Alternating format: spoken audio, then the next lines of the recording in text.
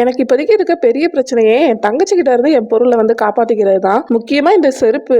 என் செருப்பு என் தங்கச்சி கரெக்டா இருக்கும். ஆனா அவ செருப்பு எனக்கு பத்தாது. ஒவ்வொரு தடவை செருப்பு வாங்கிட்டு வந்ததும் அதை நான் பெர்ஃபெக்ட்டா யூஸ் பண்றதுக்கு முன்னாடி அதை எடுத்து வீட்டுக்கு பாத்ரூமுக்கு அங்க இங்கன்னு சொல்லிட்டு எல்லா இடத்துலயும் போட்டு தேய்ச்சதுக்கு அப்புறம் தான் அது எனக்கே தர்றா. இந்த மாதிரி ஒரு அக்காவா இருந்தீங்கன்னா என் கஷ்டம் என்னன்னு சொல்லி உங்களுக்கு புரியும். அன்னைக்கு அப்படிதான் ஒரு புது செருப்பு வாங்கலாம்னு சொல்லிட்டு வாங்கிட்டு வந்து வச்சிருந்தேன். அதை வீட்டுக்குள்ள போட்டு அங்க தேய்ச்சி இங்க தேய்ச்சி சோஃபால போய் உட்காரும் போது கூட அது புது செருப்பு தானே அதை போட்டுட்டு போய் உட்கார்றா. எவ்வளவு காண்டாகும் சொல்லி பாருங்க.